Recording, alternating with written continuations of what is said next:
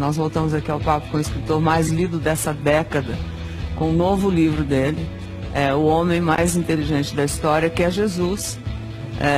E aí eu soube que você não acreditava em Deus. Eu fui um dos maiores ateus que pisou nessa terra. Talvez fui mais ateu do que Nietzsche, que escreveu sobre a morte de Deus, do que Jean-Paul Sartre, do que Diderot, do que Marx, que considerava Deus o ópio que entorpece a humanidade. Como a minha teoria estuda a construção de pensamentos e a formação de pensadores, eu estudei como é que Einstein libertou seu imaginário, como Freud, e fui até Jesus Cristo.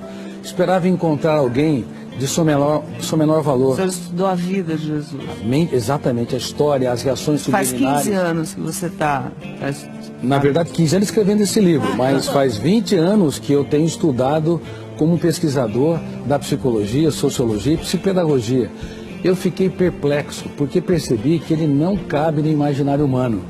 Eu me curvei humildemente à inteligência dele. Agora, veja bem, Ana, Pedro, como eu digo nesse livro, Pedro era imperativo, tenso e ansioso.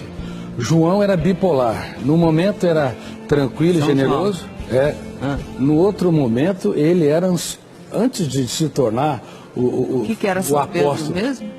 Pedro era imperativo, tenso e ansioso. Se eu fosse um aluno nos dias de hoje, todo professor queria vê-lo a quilômetros de distância da sua sala de aula.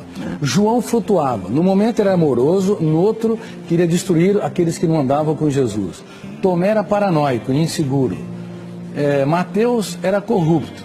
Talvez, se tivesse nos dias de hoje, quem sabe estaria até na Lava Jato. E Judas, o que era? E Judas Iscariotes era dissimulador.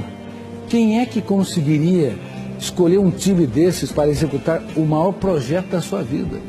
Mas por incrível que pareça, para espanto das ciências, ele transformava pedras brutas em obras-primas. E eu fui às lágrimas ao perceber o que esses jovens eram antes e no que eles se tornaram.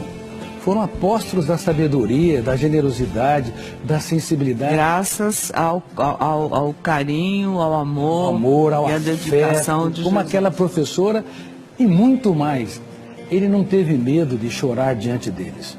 Um grande mestre é capaz de falar dos dias mais tristes da sua vida, para os seus alunos aprender a escrever os capítulos mais importantes de sua história, dos momentos mais dramáticos. Ora, quem era o homem, Jesus, que você descobriu através de longos anos de estudos?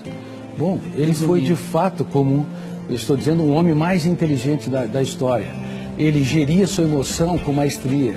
Ele conseguia fazer poesia no caos. Ele transformava prostitutas em rainhas.